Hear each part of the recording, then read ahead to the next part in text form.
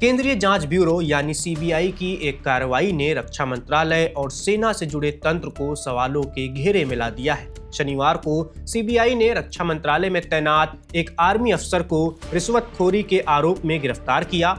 आरोपी lieutenant colonel Deepak Sharma पर बेंगलुरु की एक निजी कंपनी से 3 लाख रुपए की रिश्वत लेने का आरोप है। गिरफ्तारी के बाद जब सीबीआई ने उनके ठिकानों पर छापेमारी की तो मामला सिर्फ रिश्वत तक सीमित नहीं रहा, बल्कि करोड़ों रुपए की बरामदगी ने पूरे मामले को और भी गंभीर बना दिया है। सीबीआई की तलाशी के दौरान दिल्ली में दीपक कुमार शर्मा के घर से कुल 2.5 करोड़ रुपए नकद बरामद किए गए। इसमें 3 लाख रुपए वही बताए जा रहे हैं जो हाल ही में रिश्वत के तौर पर लिए गए थे, जबकि बाकी की रकम की वैधता को लेकर जांच एजेंसी सवाल खड़े कर रही है। इसके अलावा कई आपत्तिजनक दस्तावेज और सामग्री भी बरामद की गई है, जिन्हें जांच का अहम हिस्सा माना जा रहा है। इस मामले में सबसे चौंकाने वाली बात यह है कि आरोपी अधिकारी की पत्नी भी सेना में कर्नल के पद पर कार्यरत है, तैनात है।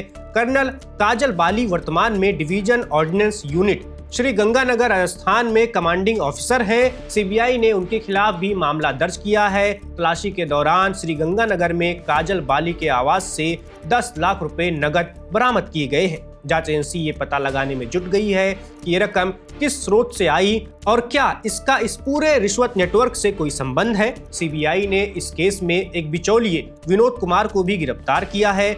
जांच एजेंसी के मुताबिक विनोद कुमार ने ही बेंगलुरु की एक कंपनी के कहने पर 18 दिसंबर को लेफ्टिनेंट कर्नल दीपक कुमार शर्मा को 3 लाख रुपए की रिश्वत दी थी। इसी लेन देन के आधार पर सीबीआई ने जाल बिछाया और अगले दिन कार्रवाई करते हुए आरोपियों को पकड़ लिया। ये पूरा मामला 19 दिसंबर को मिली एक गोपनीय सूचना के बाद दर्ज किया गया था। सीबीआई को जानकारी मिली थी कि रक्षा उत्पादों के निर्माण और निर्यात से जुड़ी एक निजी कंपनी सरकारी तंत्र में अवैध लाभ हासिल करने की कोशिश कर रही है। इस कंपनी के मामलों को भारत में राजीव यादव और रवजीत सिंह नाम के 2 लोग देख रहे थे। जांच में सामने आया कि ये दोनों लगातार लेफ्टिनेंट कर्नल दीपक कुमार शर्मा के संपर्क में थे और विभिन्न सरकारी विभागों और मंत्रालयों से कंपनी को फायदा पहुंचाने की कोशिश कर रहे थे। सीबीआई का दावा है कि संबंधित कंपनी मूल रूप से दुबई की है और भारत में इसके संचालन की जिम्मेदारी राजीव यादव और रवजीत सिंह के पास थी।